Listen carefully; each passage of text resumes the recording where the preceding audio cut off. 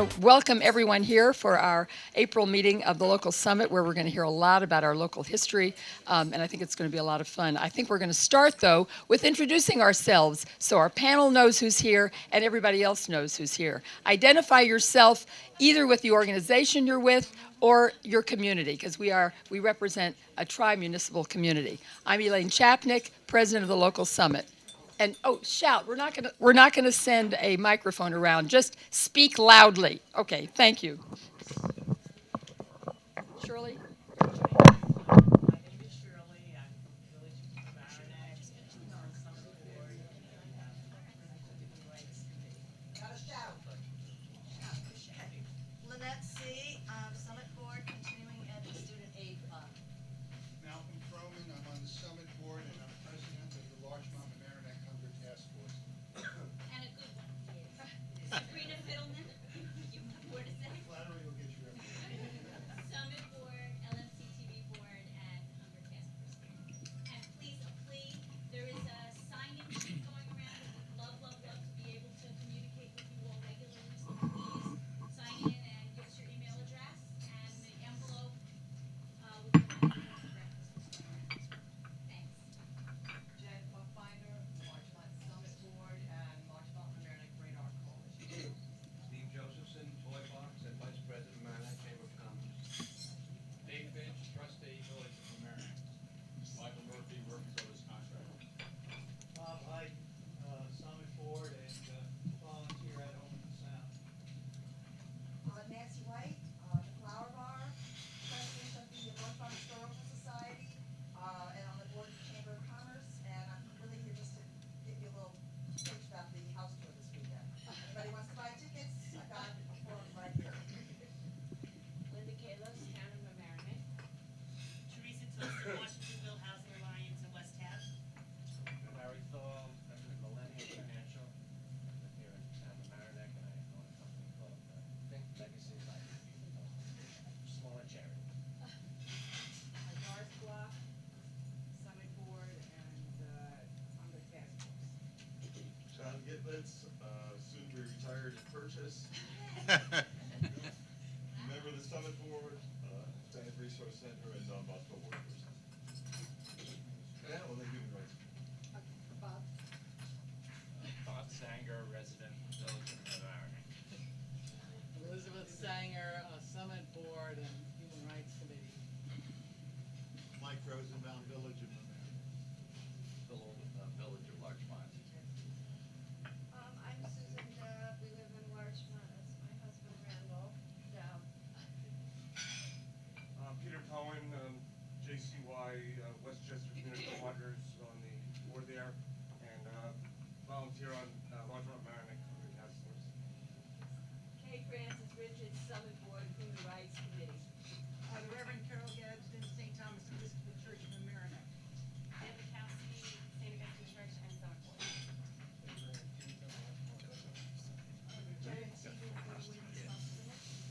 Janet O'Connell, Summit Board, and at Home on the Sound. And reminder, next Thursday, at Home is having its gala, and we are honoring our very own Bob Hyde.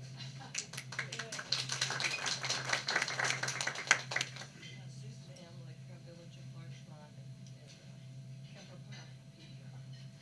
Yvonne Tropp and with Janet, we're on the board of Mental Health Association, and I'm a volunteer with Buck Facility in the court system. Nina Rescue-Cuddy, Vice President, Summit Board, and Midnight Run. David Chapnick, Village of Larchmont. Iris Reed, Home Community Services. Wait, they're having their gala. Having a gala. And Iris is being honored on the gala.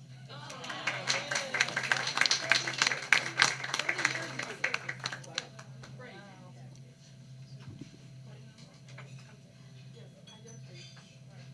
Fred Rosenberg, Friends of the Library of Mamaroneck. John Ferris, President. Wait, you got the poet laureate. I don't have much to say now.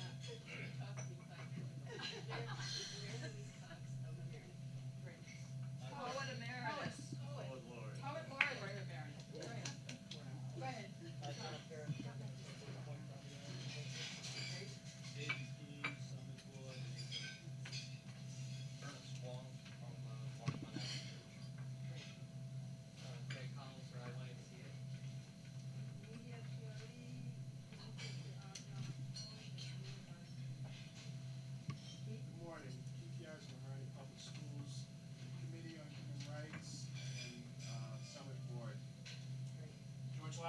York State Senator, and in September I get another title, grandfather.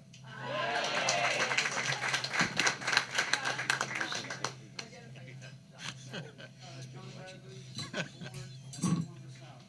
Great. I think we have everybody. Elaine's arm is in the sling. One more. Oh, sorry. Andres Bermudez Dahlstrom, Law Office of Village of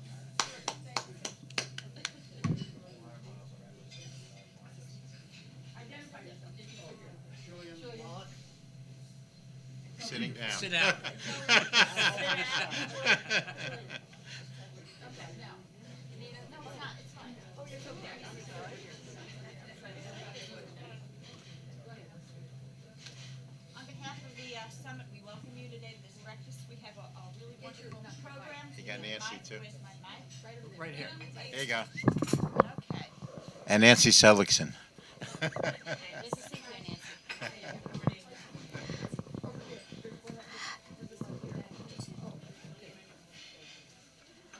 There's a clipboard going around which we'd ask you to fill in. It has, as Sabrina pointed out, for your name and an email, and this way we can keep you apprised of events as they develop and programs that the summit is offering. There's also this plastic envelope going around. The breakfast is $8. We suggest you eat breakfast because if you sit at the table, you pay for breakfast whether you eat it or not.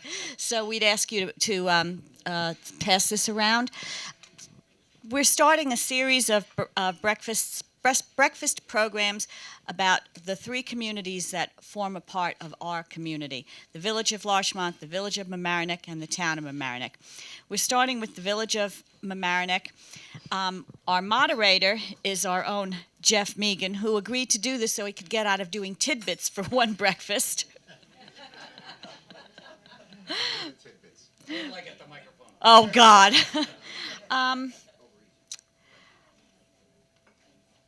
I think that the moderator can speak better to what will be presented, but we do have Norm Rosenblum, who is the mayor of the Village of Mamaroneck, and Joe Germano, who I don't know if he's the official or unofficial or both historian for the Village of Mamaroneck, but I think that they will tell us not only it's really an interesting village, where it came from, how it started, what its focus and issues have been in the past and the more recent past, but also where it's going and how it hopes to get there.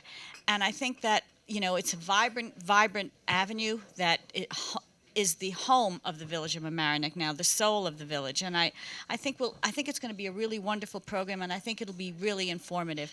So with that, you don't want to hear me, you want to hear Jeff first. Good morning, everybody. Last month, I gave a mini bit because we had a very important program by the Westchester Joint Waterworks, and it was appropriate. That was a series of underground piping structure series. And, of course, at the corner where I have my office on the Post Road and Mamaroneck Avenue, you could, if you want to see all the Westchester Joint Waterworks people out there, you'll see them. It's a huge water main break. Today, since this is my program, this is a Legrand tidbit to make up for last month's mini bit. And again, it's a series. We came up with the idea of doing the changing face of our community. And it's too much to do all in one program, so we decided to do it in each community separately. And so the first one is the Village of Mamaroneck. We're looking for volunteers for the Village of Larchmont and the Town of Mamaroneck, and of course our fourth, I keep saying this, our fourth community, which is Ryeneck. Nobody ever mentions Ryeneck. Norm, I'm sure will mention Ryeneck. Which is part of Village of Mamaroneck. Right. So obviously everybody knows Norm, and both Norm and myself had the idea of inviting Joe Germano. I'm going to ask each of them to give a little bit of a history about, where they grew up, where they lived, and so on. That's what's important. But I want to say to you that I left messages. I sent an email to Joe, and I left a message on his telephone, and I didn't hear from him. And I said, that's unusual for Joe. So about a week later, of course, he calls me And he said, "Oh, I just got off 18 hours of traveling." And the reason is that he attended his 70th reunion at Iwo Jima as a Marine.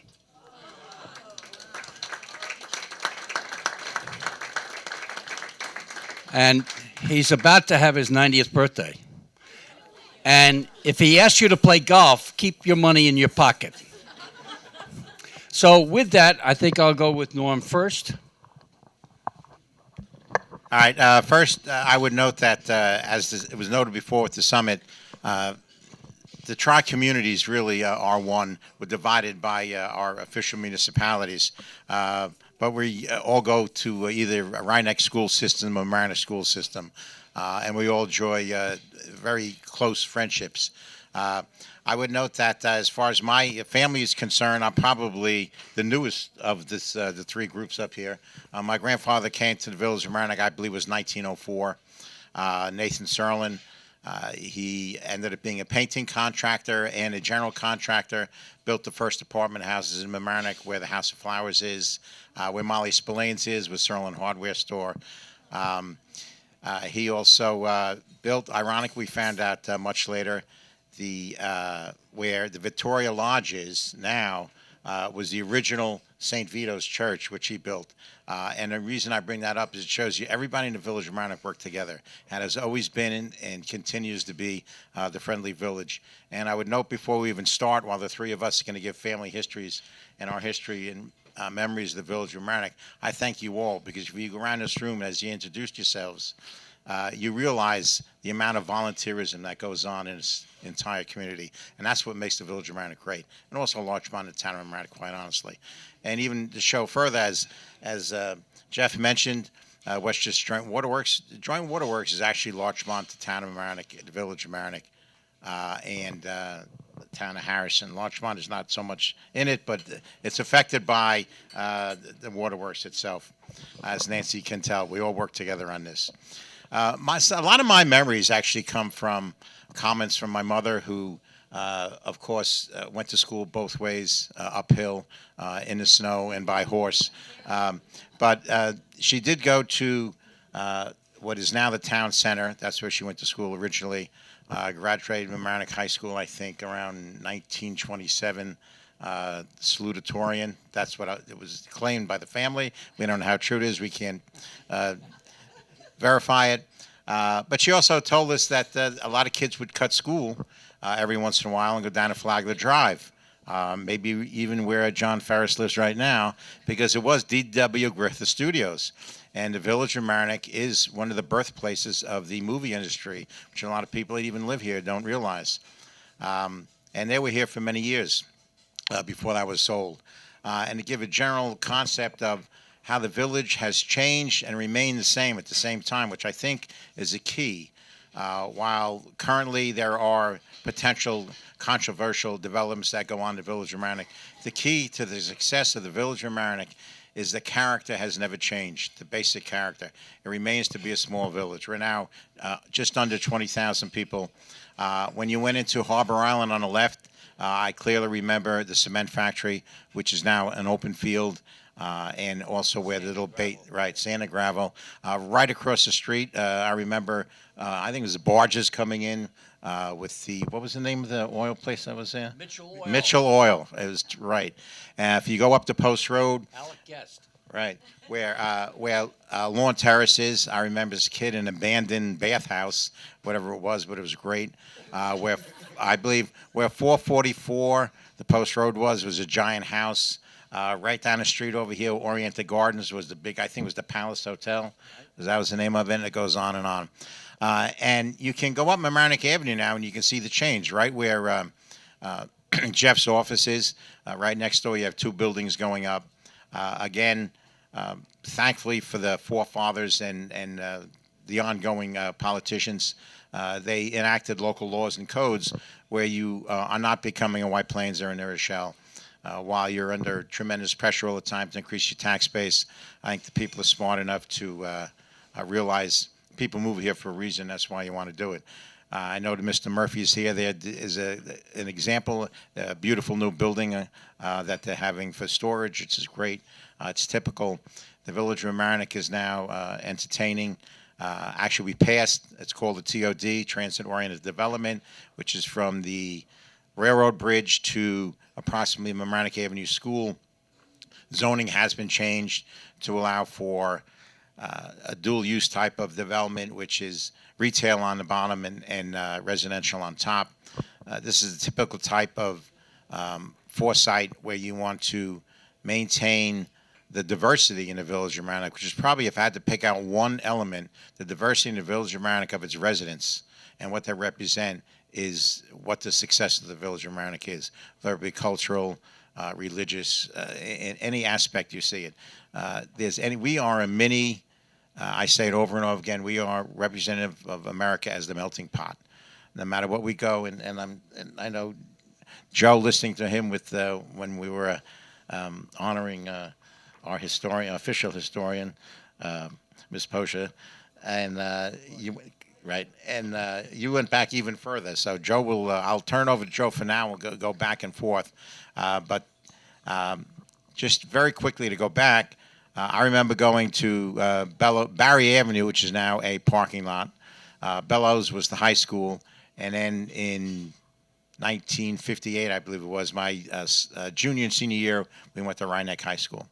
And part of the history of the Village of Mamaroneck that you really want to get into is to explain it, which a lot of people don't understand, even when you explain it. The Village of Mamaroneck is in two towns. You have the Rhinebeck section, which is the Village of Mamaroneck town of Rye, and then you have from the Mamaroneck River over, which is the Village of Mamaroneck, town of Mamaroneck. So you have two school systems. And if you're not confused, part of the city of Rye is part of Rhinebeck School District. And each one has their own taxing entity. And I'll just turn it over to Joe. Thank you, Norman.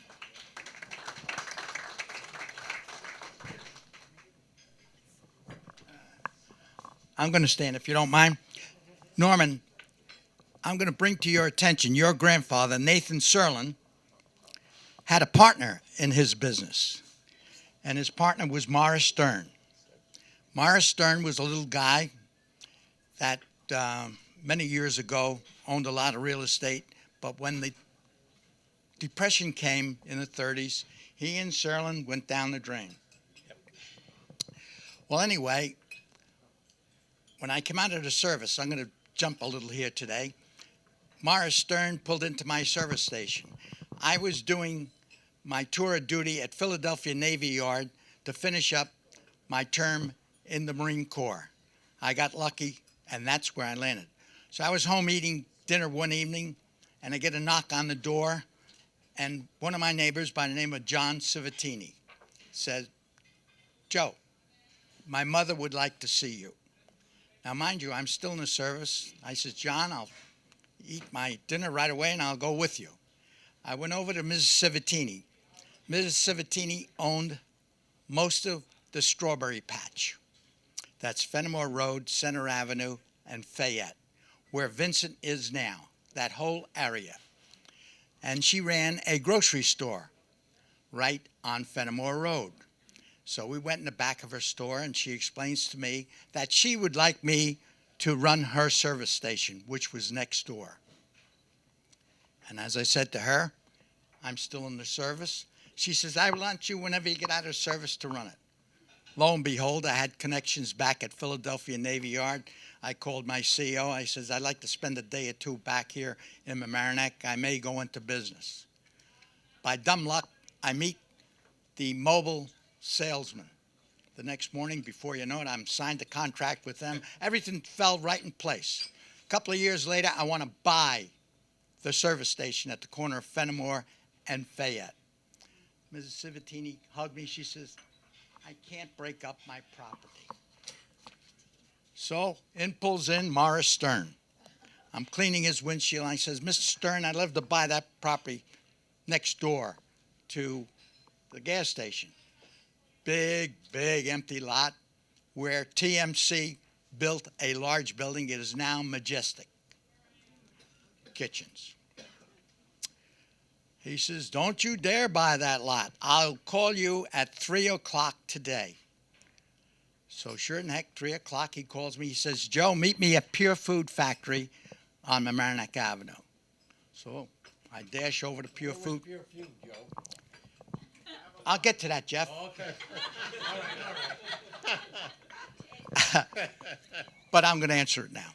Pure Food Factory is right across the street from the Hess gas station where Avalon Apartments are.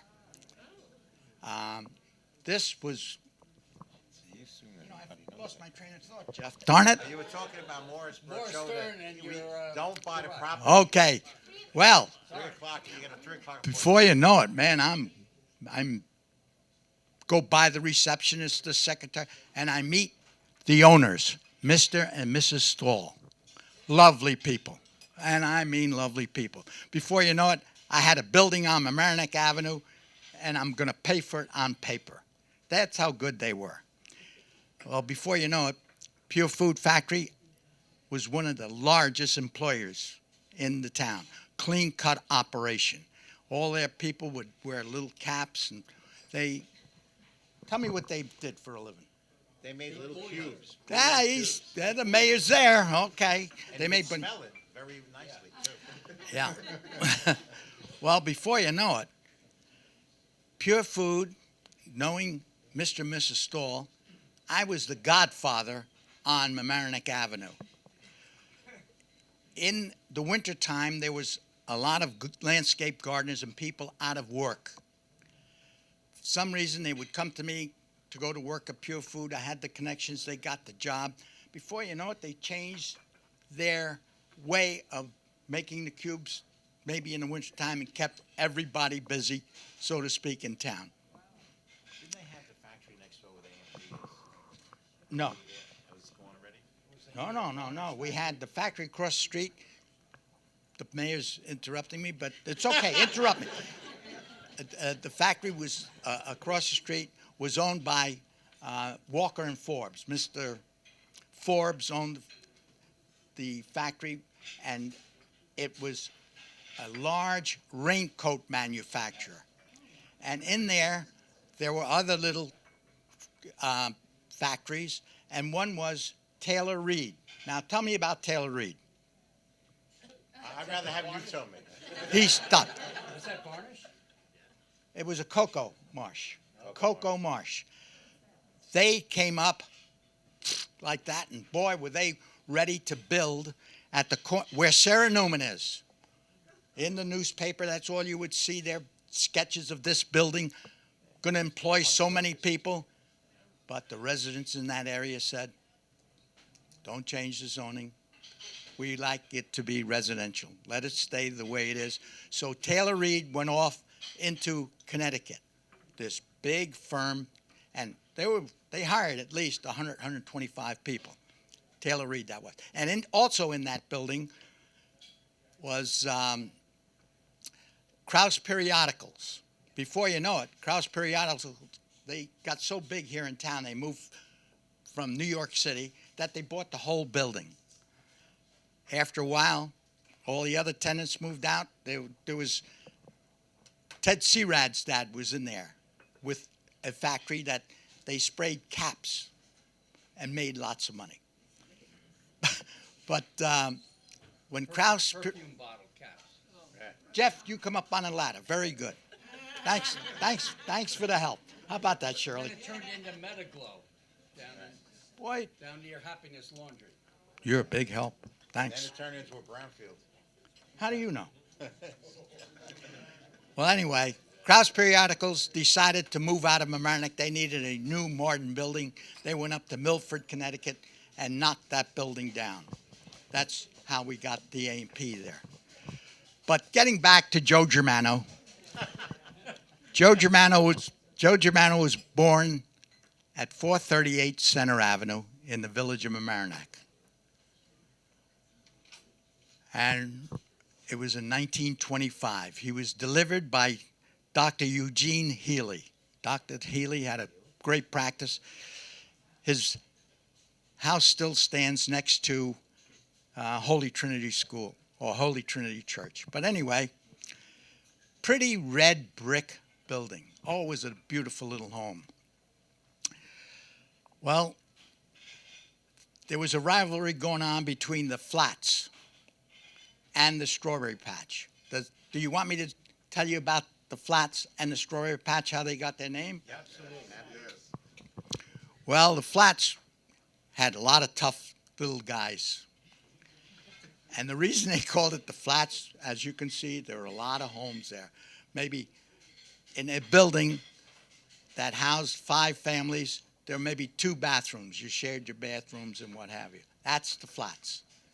Down in the strawberry patch, where Mr. Murphy is, and changed things around, all pretty homes with gardens, and in the back of the homes were ovens where each of these people baked their own bread and planted their own gardens, made beautiful tomatoes and what have you. Well, I'm going to leave all of that now and tell you when we played football against the flats, the strawberry patch where I was, we would play up on, it's called Baldwin Place now. There was a big orchard, big greenhouse up on that land called Mr. Baldwin. And he had a dog that would try to chase us from playing football in a beautiful straw field that he had in his backyard. We would play there, and then we would play down on Leicester Avenue where Westchester Joint Waterworks had a storage for their pipes and stuff. Beautiful grass. That's the boys that went to Mamaroneck Avenue School.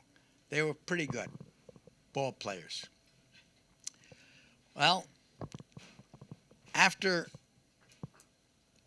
I don't know if I grew up, but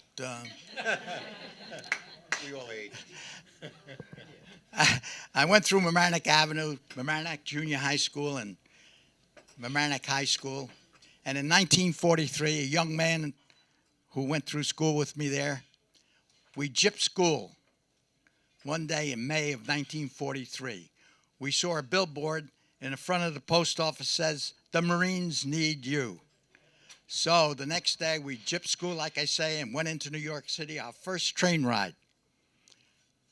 Enlisted in the Marine Corps, and the enlisting officer said, "Go back and finish high school. You'll receive your orders the first week of August."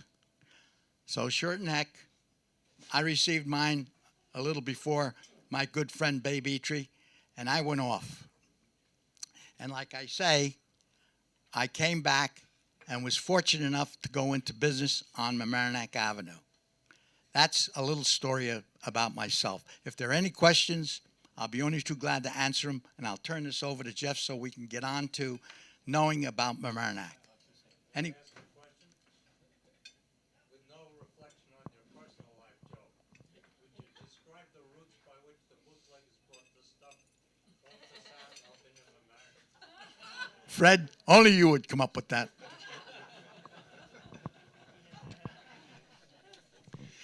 Joe is being modest. Where Mavis is now, is Joe had one of the largest enterprises in the village and on Mamaroneck Avenue, and it was called Mamaroneck Garage and MG Towing and MG Auto Body, and it employed tons of people, and he operated it with his brother.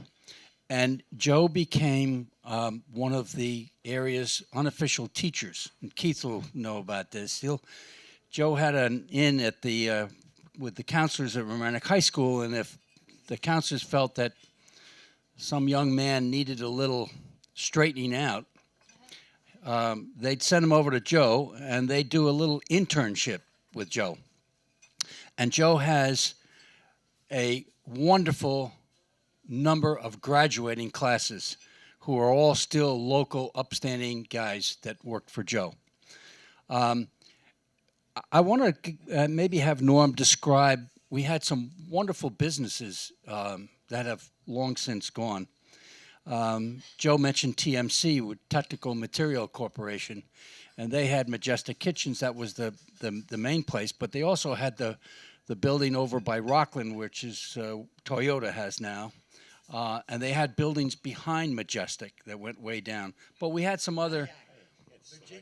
Yeah, so I'll let Norm give that part of it. Well, as much as it's changed, some of the character changed more, I think, for the better. While I employed a lot of people, most of the people, at least half the people, did not live in the Village of Mamaroneck. When you went down Hoyt Avenue, you had, I believe, Hoyt Avenue, what Selectro was. Yeah, Selectro employed a lot of people, and it was typical in the 50s. They had probably 2 and 3 shifts because they had government contracts. Once they lost the government contracts, they went out. You had a lot of changes. I remember smaller stores, Lenny's Army Navy store on Mamaroneck Avenue, and you can go on and on. But I think what happens is the history of the Village of Mamaroneck also, when we talk about development and how it goes on, it went through cycles. There was a period when everything was a nail shop. Everyone said, well, you have to change the zoning so you can't have any more nail shops. Then it was antique stores, and Elliot probably bought them all out, and he makes it.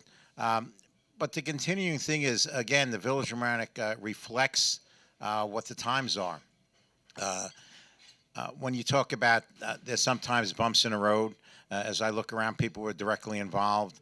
Most recently, we had what was called a day labor lawsuit in the Village of Mamaroneck. That actually represents, I think, the continuing development of this country. There were stories when I was told when my grandfather came in and they first moved here. And before I forget, actually, all these different groups had their own particular group that was a self-help group. There was a group I remember when European Jews started moving into the Village of Mamaroneck. I think there were 4 or 5 families, and they lived where Columbus Park is now. There were houses there. They knocked it down. Interesting stories when my grandfather obviously became fairly successful before he got nailed in the Depression, as Joe hit it right on the head. He had a contract with a local bank. There was a hotel right in that area by the train station. He was paid to knock it down, which he did. And then he took all the material, and he built 2 houses on Carroll Avenue with the same material. So there were very creative individuals in the Village of Mamaroneck. And all the kids I went to school with, whether it was the Irish, the Italian, it was the same concept that you see anywhere, where a new group will come in, they will start taking jobs that other people don't want. And this is not negative. This is America. And then, of course, you have different personalities in any group, even within a family. And those that become very successful later, the electricians and the plumbs and so on, they all work. I think part of the history, I don't know, a lot of, I think the Italian immigrant came in when they were building the dam. They had a lot of masons come up, and they used to go from Mamaroneck, and some of them used to walk, believe it or not, from the stories I heard, from Mamaroneck to the dam. And there was also a train, right? And there was a train that went from Mamaroneck Avenue all the way up. Right. Trolley. Excuse me? Kensico Dam. The Kensico Dam. Yeah, some of them walked. They couldn't afford the nickel or whatever it was to go on a trolley. And, you know, I keep coming back to a central theme that, you know, I was a poli-sci major, history minor. I firmly believe that this is the greatest country in the world. I work for an avionics company, have luckily had a chance to travel around the world. I'm never as happy as I am when you come back to this country. The sad part is that we all take our freedoms for granted. When certain instances come up, I'll go back to the day labor lawsuit. It's not so much what the Village of Mamaroneck did, it's how they did it. But I can honestly say, because of the people that live here and the leadership that's around, it proved the point that you had a 180-degree turn. And you can go back in history, and it's not just local Hispanics. You can go back. I have a copy of a newspaper where there was a riot in the Village of Mamaroneck where someone was stabbed to death because it was a fight between the Irish residents and the Italian residents, and they were claiming because the new Italian immigrants were taking over the jobs from the Irish. Again, American history, and that's how it goes by. But we prove again and again where, unsolicited, thank God, that we'll get notices from the latest one, I think, was Monsanto? No, that's something else. It was a real estate firm that just rated the Village of Mamaroneck as #1 in New York State. several years ago, CNN and the town of Mamaroneck is depending how you, Nancy. And CNN Money Magazine about 5 years ago, 4 years ago, again unsolicited, how it came about, certainly not complaining. They rated the best small towns and villages in the United States. The Village of Mamaroneck was number 63 in the United States, and again, number 1 in New York State. And I'll go back to what I said in my opening comment. It's based on the fact of the residents that live here. You can be a 4th, 5th generation resident of the Village of Mamaroneck. You can move here last week, and there is support for you. The people will get along. Of course, there's always human nature involved. But overall, you can see what happens when you come in. We now celebrate on Mamaroneck Avenue. Luckily, I think one of the key, get back to the sort of the theme that was mentioned in the beginning, is how the development has changed in the Village of Mamaroneck. While the village hasn't changed drastically, you can still recognize the buildings. If you look at the majority of the buildings on Mamaroneck Avenue, it's what they were probably 50 or 100 years ago. New buildings are coming in. They are limited to a height, which is good. But the key factor was, I think, about 30, 35 years ago when we had the development and you buried the wires on Mamaroneck Avenue. That changed. That was, if there was a character change in the Village of Mamaroneck, that was it. And it was for the better, because now you have a street that goes straight right into one of the most beautiful harbors in the United States. The Village of Mamaroneck Harbor is the second largest small boat harbor in the United States. It came about when it was it Hog Island, Joe? Is that the original island where the pavilion is? Actually, thankful to the 2nd Avenue subway in New York, because when they built that, that's a lot of the fill. We don't know what else is buried in there from the history of the Village of Mamaroneck, but we'll leave that lie. Harbor Island actually is the only open public access between the Bronx border and Connecticut. All the other parks along the Sound, you either have to be a resident to park there, where in the Village of Mamaroneck, you can go in and participate either on the beach or just walk around. It's both a very active and very passive park. And I would note, again, going back to the volunteers, we have the Harbor Island Conservancy, which we have several members here. And this is a typical example of people that have the wherewithal to enjoy life, and yet they'll come back and they improve their own community without fanfare or anything else. I have to drag them to meetings so I can give them proclamations and thank them. If you go down to Harbor Island, you will see the entrance to Harbor Island, which was not the first thing they did, but it's a beautiful entrance. Just replaced the gazebo, or where you're going to have the ticket passes. If you look by Orienta Avenue and the Post Road, that entire entrance in that area has just recently been redone. The children's playground, which is phenomenal. You can go down and see hundreds of kids any day. They just did another smaller playground for the younger kids. And again, it's typical of people going down there. And if you just want to see what America is, go to Harbor Island on any weekend, and you'll see maybe 1,000 kids playing different sports. It goes on and on. And what you talk about is not the physical aspect of the Village of Mamaroneck, but it's the quality of your life. People are interested in their job, their families, and so on. So what does the village have to offer to them? And that's what you're doing. There is a changing face on Mamaroneck Avenue. While we're changing, again, at least my entire goal is that you change for the better. Any municipality does not continue to grow will die from atrophy. You will end up with empty stores. Your taxes will go up. It's cyclical, and you'll have less and less quality of life. The Village of Mamaroneck is blessed because you have small stores. As I said before, there was it's cyclical when you had antique stores and more pizza joints than you had now. But people do go out of business, and the attractiveness of the Village of Mamaroneck and demand is still there. And again, you have to keep the character. And I would say I'm not taking credit for it because it's been involved for at least when I was a trustee, and believe it or not, in 1980 to 82, the Village of Mamaroneck instituted a program where when you come to develop in the Village of Mamaroneck, you have an incentive to include any residential that you'll get if you have 10% of the available spaces that you're going to build, you get an incentive to expand the value of your property.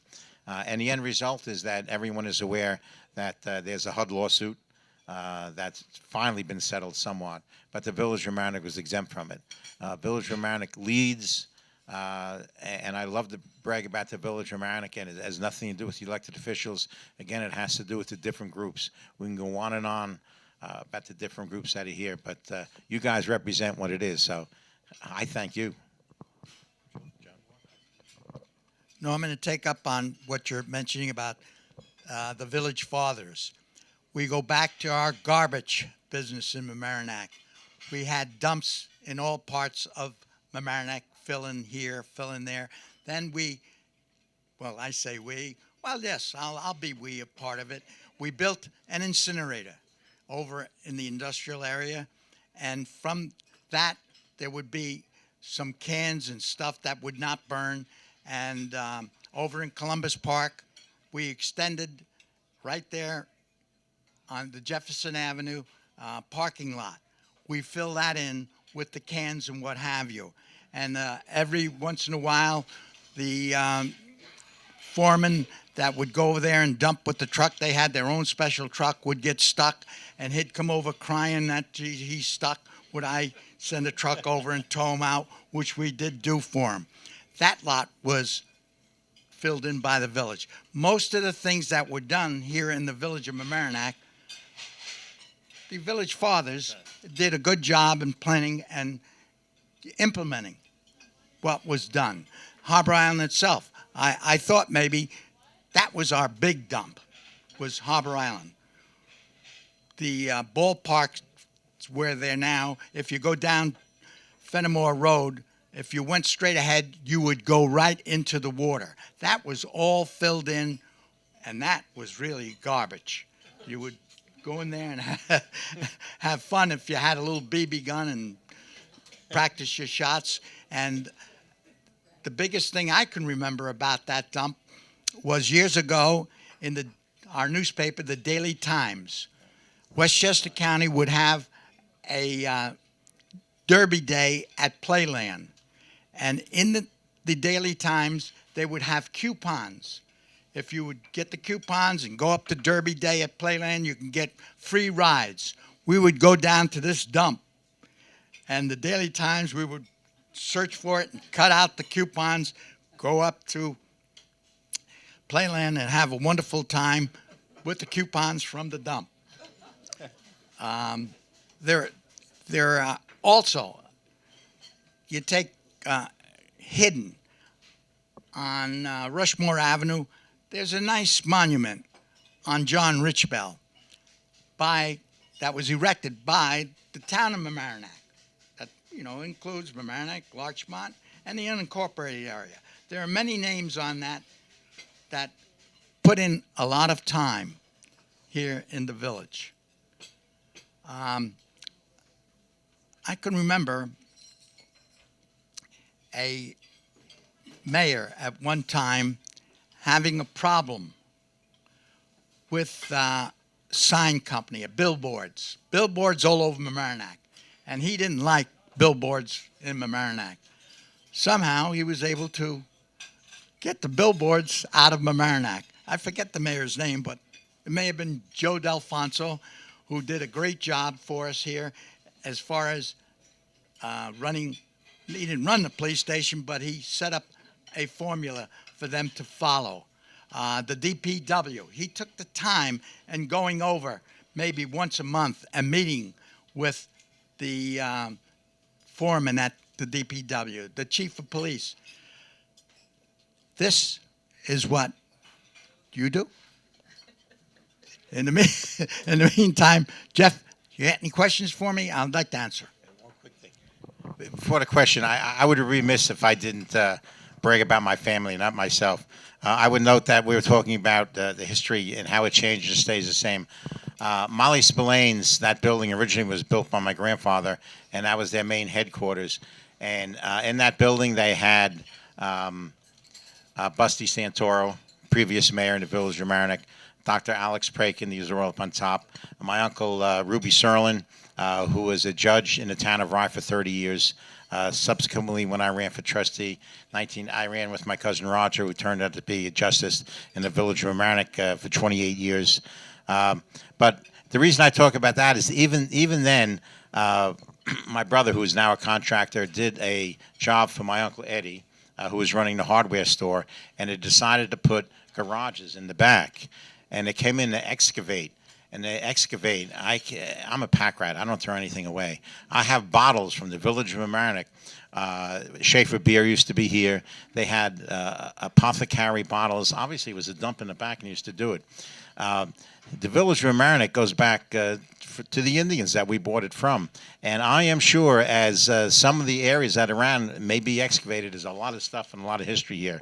And part of that history, which I found very enjoyable, was when my grandfather came, there were 5 Jewish families in the Village of Mamaroneck.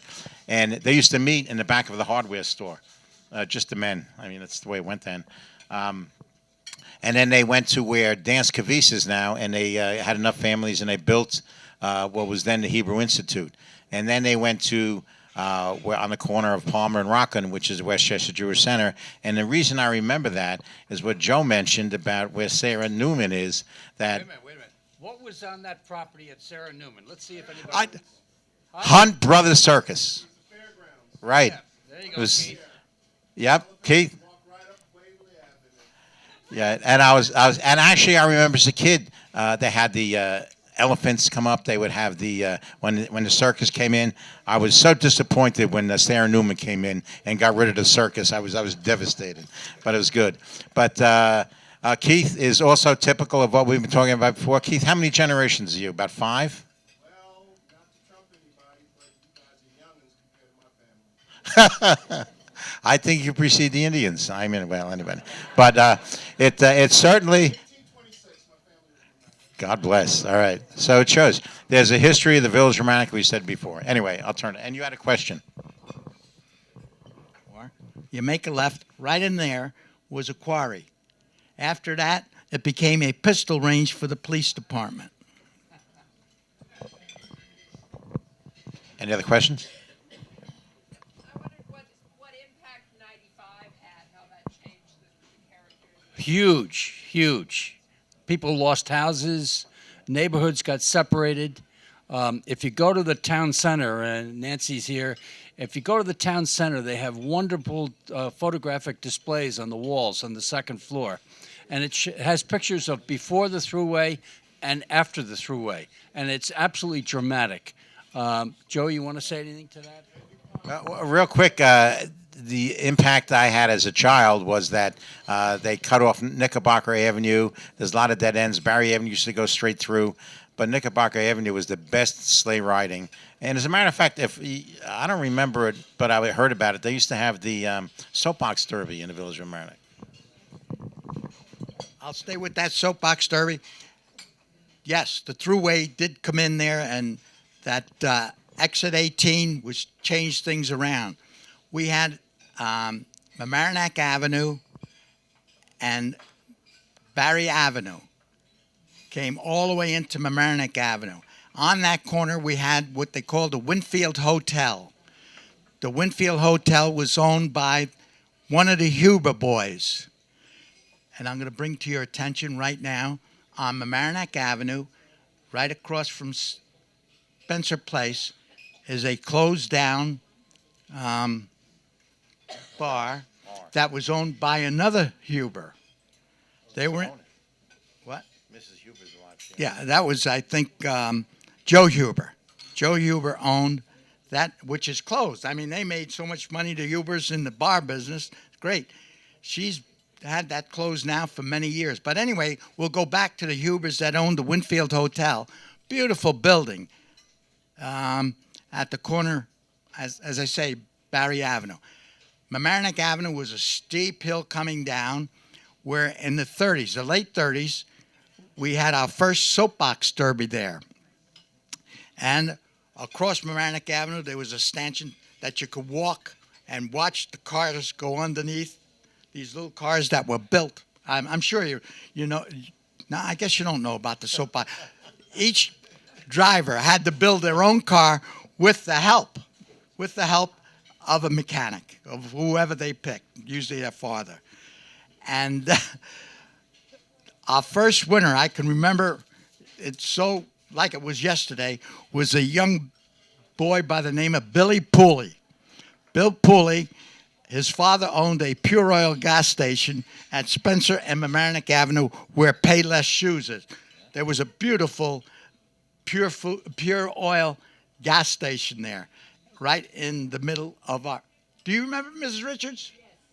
I remember it's one of my headquarters. Yeah, that was quite a gas station. And this young boy won the soapbox derby, and he was brought out to Akron, Ohio to compete in the national soapbox derby. What was the question you were going to ask me?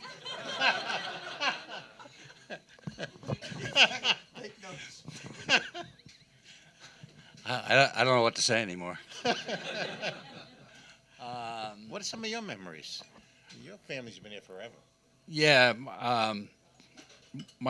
on my father's side, my grandfather was born in 1870 out in Orienta, and my father was born on Stewart Avenue, and my father and uncles and so on were raised on a big old house, big old blue house on Prospect Avenue, a block away from Village Hall. And my grandfather, who I never knew, was a very stern guy. And this is he was an attorney, and it was a family law firm, which was started by him in 1897. My father tells this one little story about Village Hall, which was, and there used to be a wall around it, and there were young ladies who were lived in the village in that building, and all of the guys used to climb the walls and look at the women doing washing out in the yard. And one day my father came home, his side of the story, and asked his very stern father, "Father, what is a wayward girl?" And I'm sure it took him about a half an hour to answer and not really answer. And one of the other folks I remember where the Jewish funeral home is now, that beautiful Victorian building, Graziano's building. That was owned by the Fattons. And Henry Fatton was probably the largest importer of ostrich feathers, which obviously back in the 20s, obviously this was a huge, huge business. And when I first started practicing law, he was long passed away, but I remember Mrs. Fatton, who still wore all of the ostrich feathers and so on. Louise Fatton. There you go, Joe. Whoa! She was a handsome woman. Yes. I, as a little kid, could see her now, and she always wore a boa or something, very attractive lady. Good memory, Joe. Louise Fatton, yes. So a lot of those are the buildings that we remember. My grandfather, not many people know about it, but there was a little piece of leftover land. I have a photograph of after World War I where there was a parade, victory parade, and it came down Mamaroneck Avenue in Rhinebeck, and came down Mamaroneck Avenue to the intersection there. And I have a photograph of that, of local people marching and so on. In any event, my grandfather decided to donate a little pocket park there, which my father redid, and the village has planted some tulips there. And so that's my grandfather's little park with a sundial in it. But a lot of the things that I remember too, oh, by the way, with the thruway, when I was in high school, the thruway was built but not opened. And the Mamaroneck Village Police and the town police had a hell of a time because there were car races all up and down the thruway. I mean, what better track could you have? Keith will remember that. There you go. And you would hear noises from the thruway. And 57 Chevys, et cetera. So that was a great thing. Are there any questions while we have these two historical guys up here?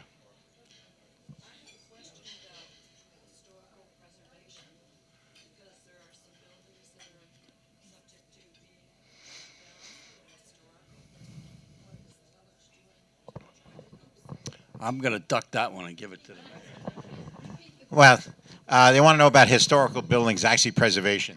Unfortunately, in the Village of Mamaroneck, there is no standing method to demand that a potential historic building be saved. And the reason is that the requirement is you have to get the permission of the landowner. If the landowner doesn't want to do it, it's not going to. The irony is, I believe the building that you're in is one of the few in the Village of Mamaroneck that is considered historical. That was voluntary. Right, and that was voluntary. There's another one that's going on right now, which the Historical Society is directly involved. I got involved myself, and that is, again, going back to history and what the Village of Mamaroneck is. It's a perfect story, and that is Mr. Santangelo and Mr. Seeley. It's called the Skinny House. That's what most people know about it. That right now has been earmarked by Governor Cuomo as one of several in Westchester County that is a historical site. I also had the pleasure of actually talking with Senator Engel's office, and he's directly involved. He sent a note very recently to the National Park Service, and it looks like it may be even on an expedited basis that that Skinny House will become a national registry. In the same manner that we also have Walter's Hot Dog Stand is also. And the reason that's important is there's an expression, and it comes up in many different uses, and that is, if you don't remember history, you're doomed to repeat it. This is on a positive basis, is that I think the Village of Mamaroneck, again, is blessed because we have memories. We have also physical sites that, in essence, can be considered historical that you don't want to change. And that's what's here. The other big thing, of course, is the Mamaroneck Movie Theater.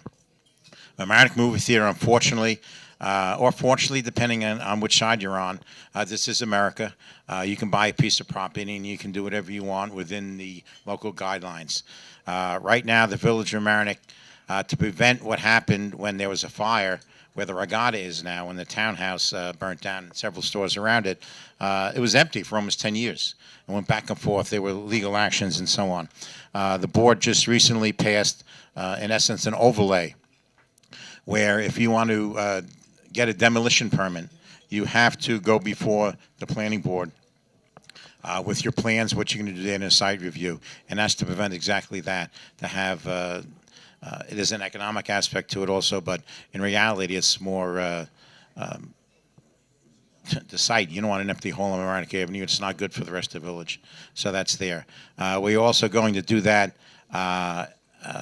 on the Post Road from Mamaroneck Avenue to Fenimore Road.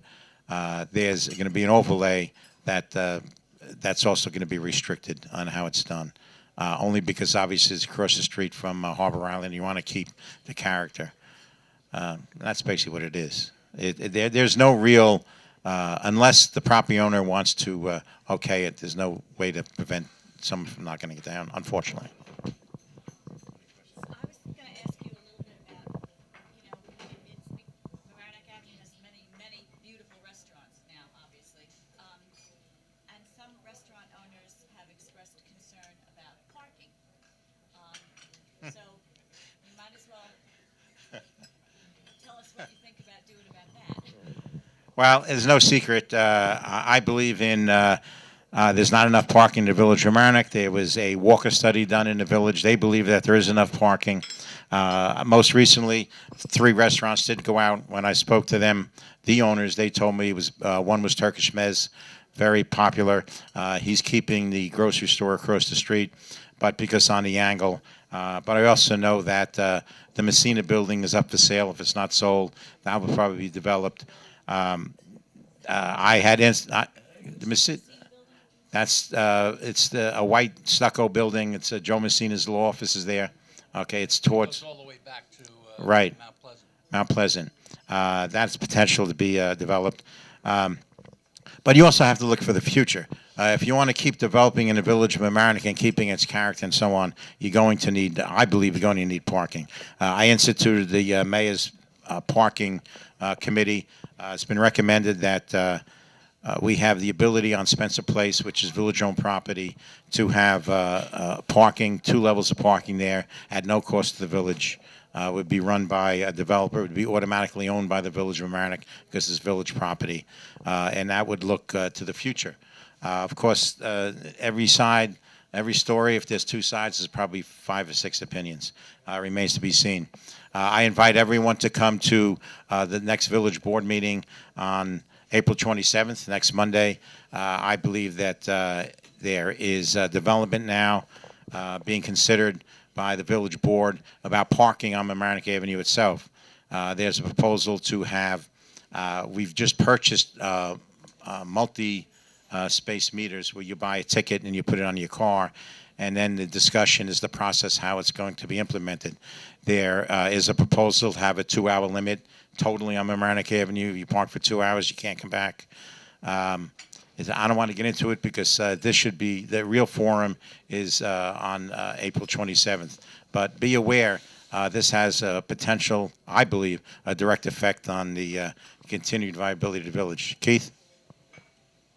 First of all, thank you, Joe and Jeff. So this is a personal question. It's in regard to what you were talking about earlier, the TOD, and how you can have business on the bottom and housing on top. Village of Mamaroneck is exempt from the HUD because of the fact that we do have an agency called Washingtonville Housing, and has always been focused on the ability of affordable housing. Now, with the passing of this TOD, there has not been any talk regarding the fact that there is going to be affordable housing, which might in turn fall in line with Westchester County, the so-called quote-unquote livable place that's too expensive to live. My question to you, Mr. Mayor, and we are very good friends, but it's a very concerned question, because at one point, go back maybe 10 years ago, there was a resistance to the Hispanic movement into Mamaroneck, and as a result, you know, it resulted in a lawsuit. We can say day laborers or anything else, but it was a backlash on the Hispanic community. And as you also know, and I'm very proud to say, my family has been here forever. Ms. Richards, I mean, we all have been here, but there is a disappearance of the African American community. And as a result of the changing face, that is something that we have to address. Joe, we go back because we're original from the Strawberry Patch. By the way, the Strawberry Patch is divided by the brook. Anybody want to know that? Okay? Very good. But getting to the real again, can you answer that question in regard to moving forward to the changing face of Mamaroneck when you start talking about the aspect of residential, commercial, because the people who buy those commercial, they will dictate who lives in their buildings in public. Absolutely, you hit a key point. Again, it's maintaining the diversity in the Village of Mamaroneck. I can go on and on about the diversity, whether you're talking about people being able to afford to live here, and even an ancillary as a volunteer fire department. Very quickly, volunteer fire department saves this village approximately $2 to $3 million a year versus surrounding communities. But to get back to your specific question, yes, the TOD has an incentive. In that, which continues the point I said before, is that the incentive is for you to have affordable housing. 10% of all the units built will be affordable housing. And that affordable housing will help address ancillary questions like, can people afford to live here? That would theoretically be volunteers in the fire department. And I know we spoke about this before, and several other people. The population of the African American community in the Village of Mamaroneck, from when I was a kid, probably is 25% of what it was, and that may be high. And people have come up to me and they said they can't afford to live here anymore, and that's what it comes down to. So it's a threat to the diversity of the Village of Mamaroneck, and I agree with you. And yes, the bottom line answer is there is an incentive for people to have affordable housing, and that's anywhere in the Village of Mamaroneck, by the way. What about instead of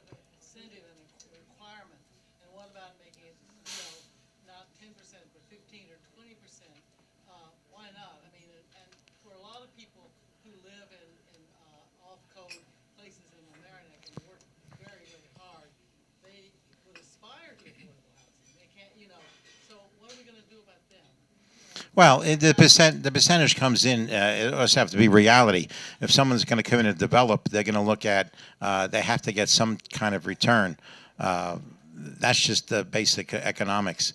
But I think the village certainly has been successful in being making it available for the same reason we were exempt. We continue to do it. There are specialty housing, which the village has entered into an agreement, which is the Senior Citizen Center, a building across the street from the railroad station. That entire building is being redone, and all senior citizens are there. So it's some similar to At Home on the Sound. There's different groups to be here, but even on At Home on the Sound. You can criticize anything. You said, well, you have to pay to be a member at Home on the Sound. It doesn't guarantee you there. But it's a little niche here and there that helps people, senior citizens, so on, to be able to stay here. So whatever you do, it's not one thing that's going to help the Village of Mamaroneck maintain its diversity, yeah. I've always wondered about the, I think it's across from Taylor's Shoes, that little building with the storefront where it has like stained glass windows. You're talking about the bar? That's the bar that Joe was talking about. Unfortunately, Mr. Huber, who was a longtime volunteer fireman, died. If you go by that restaurant, you can look in the window and you'll see that they're still set from like they were going to open up tomorrow. And I can tell you, I know personally different people going on, millions have been offered cash. And the reason she doesn't want to do it is she's able to stay there, obviously, for decades. And she lives upstairs and she doesn't want the noise. So God bless her. But I don't know about the next generation when they take over. But that's probably as classic as the skinny house. Everybody that drives to Mamaroneck asks the same question. How about that restaurant, those great windows? Also, it's interesting the repurposing of some of the buildings, like the TMC building, which is now Majestic Kitchens and so on. And I want to point out, because Nancy Selickson's here, where the building is where Sandy Lichtenstein has a law office, which was originally part of St. Thomas's Church, that building that right next to that property. That's where the town office building was before it moved to its present location, if you can imagine. On the post road, next to where the St. Thomas Church entrance is. It looks like it's part of the building. Yeah, it looks like it actually was part of St. Thomas's Church. It's that same style, but it's the first building there, and that's where the entire town office was before it moved to its present location when they bought it from the school district. And that was a high school, the town office building, right? Yeah.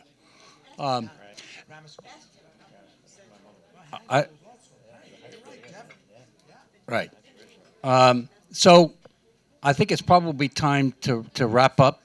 And, the poet laureate has a question. I can't, how could I refuse?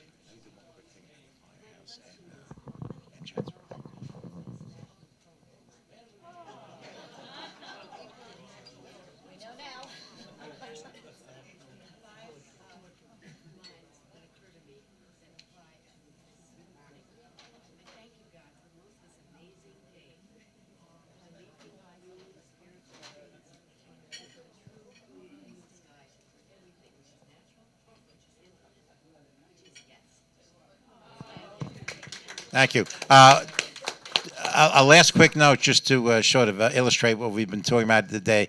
The Chatsworth building has been sold. The business has been sold. You may have noticed they're moving everything out. Right now, the proposal is to have 2 stories of retail and then 2 stories of residential on top. But the building ephes will stay the same, and the same is for the hook and ladder.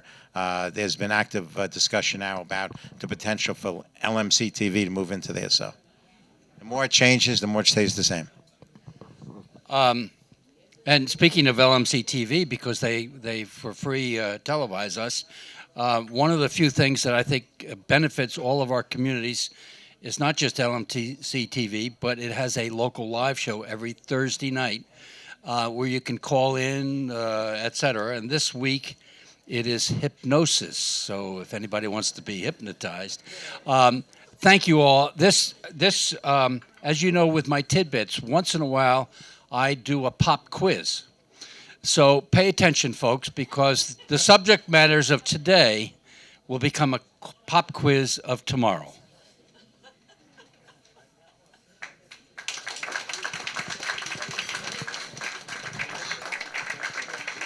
On behalf of the summit, thank you everyone for coming, and thank you especially to our guests. You were wonderful, really, very informative. Thank you.